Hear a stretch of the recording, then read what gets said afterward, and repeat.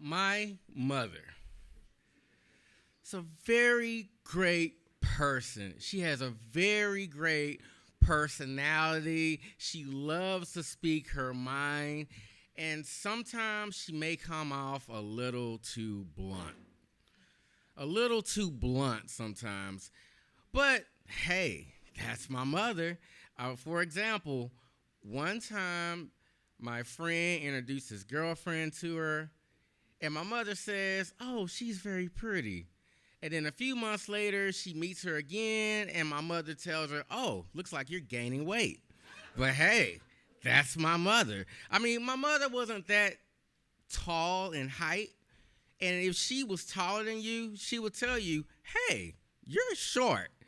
But that's my mother. I mean, if your breath stink, she will be polite and offer you a breath mint. But hey, you can't say nothing because that's my mother. She loves to gossip to other people about everybody she knows, but don't you dare say anything back about her because that's my mother. Now, my mother, we growing up, it was just me and her living in a home together. As a single parent, I was my mother's main priority. I am the man in her life. Now, as a freshman in college, for me, my priorities were going to school, going to work, taking care of my car, and trying to find a stable girlfriend that I can bring home to mama. So those are my priorities, and at times I was very busy, but my mother would just do things and say things to just get my attention because I was just so busy doing other things. And I mean, she would, really just irk my nerves. She would agitate me almost on purpose. I mean, she would do things just to get my attention because I guess I just didn't interact enough with her. But that's the things that she would do. And she would always do these things that would just really push my buttons. And one day, I am laying in my bed asleep. Normally, my mother wakes up early. Her routine is she gets up early, she cooks, she cleans, she may feed the dogs and go and call people and gossip about people that she knows. That is her routine. But this day, it was strange. She woke up way earlier than usual, and she came in my bedroom while I am sleeping. And she touches me to wake me up. And I look at my mother, and she looks at me, and I said, "Mother, what is it? It's very early. What's wrong? What do you want?" She looks at me and she smiles, and she says, "Uh-huh," and she walks away. And I'm like, "What was that?" So I try to go back to sleep, and I was like, "That was weird." And then she comes back, and then I say, "What is it, Mama?" And she smiles at me. She says, "Uh-huh," and then she walks away. And then she turns the TV on, and she turns it up loud. And then she comes back, and she touches me again. And I said, "What is it, Mama?" She said, "Uh-huh," and she walks away. And then she comes back, and she turns on my bedroom TV and turns it up loud. I was like, "Mom, what are you doing?" And she touched, and then she says, "Uh-huh," and she walks away. And I'm like, what is going on with my mother? Like, why is she acting this way? She is really irking me. She is really getting on my nerves. I said, you know what? I had enough. I had enough. I put on my clothes, and I start my day earlier than usual. I go to the college campus, hang out a little bit before class start. Then I go to work, and while I'm at work, I'm trying to plan a nice hot date for the night, and I had my day planned out. Then I finally get a phone call on the cellular phone that my mother bought me, and it was like this thick. And I pull out the antenna that extends out, and I push the loud button to answer. And I was like, "Yeah, hello?" And then they said, "She's in the hospital."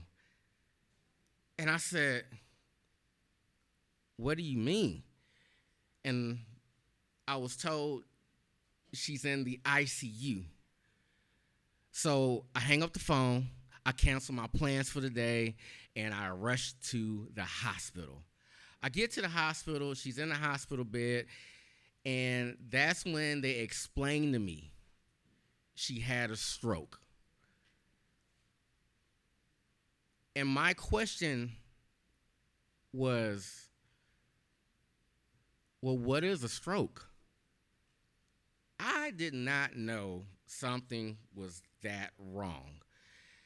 And what they explained to me was strokes affect people different ways.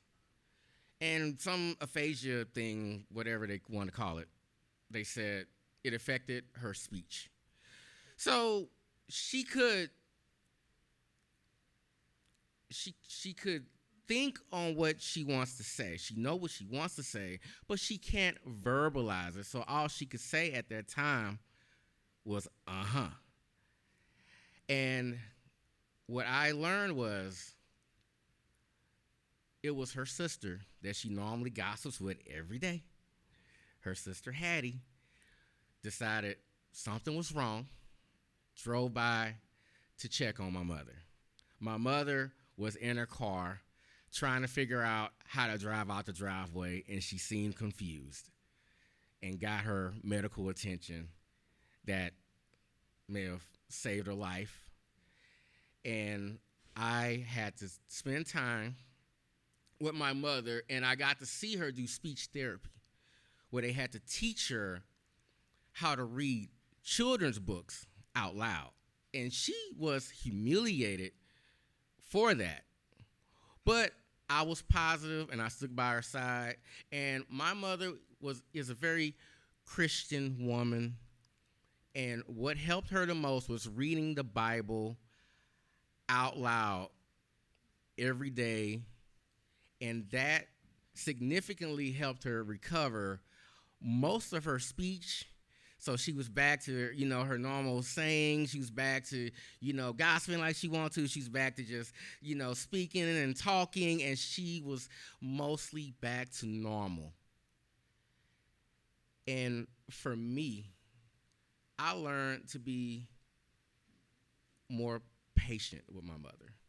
I learned to make more time for her. I learned to make her more of a meaningful priority in my life.